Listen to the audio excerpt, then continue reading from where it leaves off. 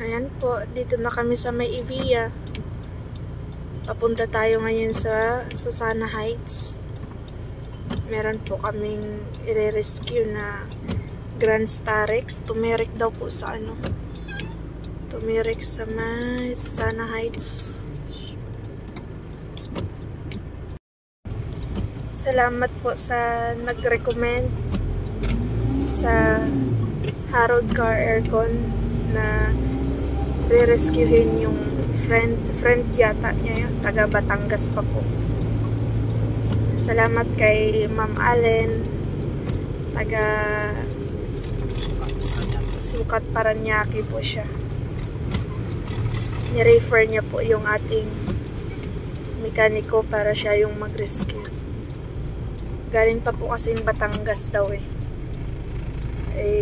Hindi pa nakarating ng Maynila. Andyan daw sa Susana Heights. Buti nakapasok sa may gasolinahan. Pupuntahan natin. At yung ating mekaniko. Kasama natin ang ating mekaniko. To the rescue ang ating Dr. Wakwak.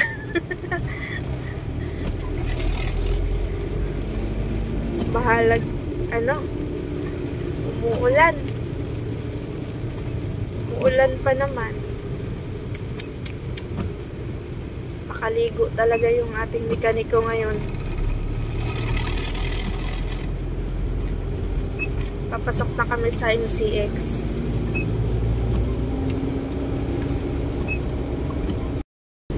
Sarado po sana ngayon yung Harold Car Aircon kasi it's Sunday, pero may nangangailangan ng tulong natin, kaya tulong natin. Akala mo naman akong gagawa. may humihingi ng tulong sa ating ang ating mekaniko, kaya walang linggo-linggo. Sama-sama lang ako taga-abot ng tolls. Ang assistant niyang walang alam. Mayroon ng ulam. Tapos ang lakas pa ng ulan. Ano ba yan?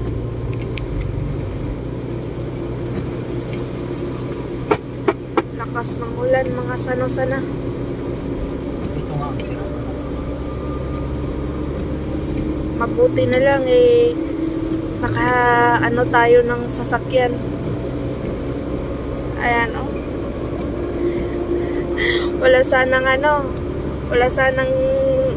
magamit na pang service yung ating Dr. Wakwak. Salamat po kay Sir Edwin. Salamat sana matulungan natin yung customer na yon. At malayo pa yung pinanggalingan, Batangas pa. Ano yun di? Dahan-dahan lang.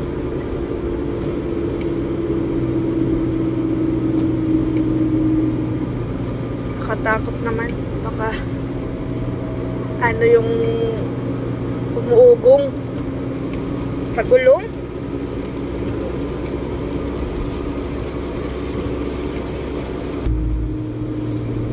Kaya Ma'am Allen, salamat po sa recommendation. Na-appreciate namin ng malaki.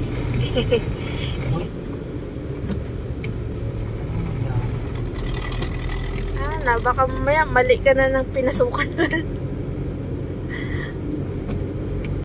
Ano ba yan? Grabe naman yung ulan. Lalo pang lumakas. Halos di na makikita yung mga sasakyan. Ayan. Wala na bang ibibilis yung wiper?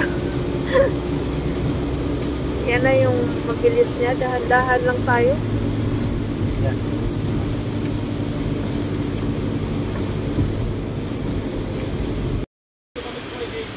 tubig ano. Ano yung pas sa tubig niya sa ilalim? Ay nakita ko din sa mga sa ilalim. Nakapalap yung tubig ko. Ayan na po, ginagawa na sinisilip na ni Dr. Wakwak. Baklas po yung harapan. May butas yung radiator niya.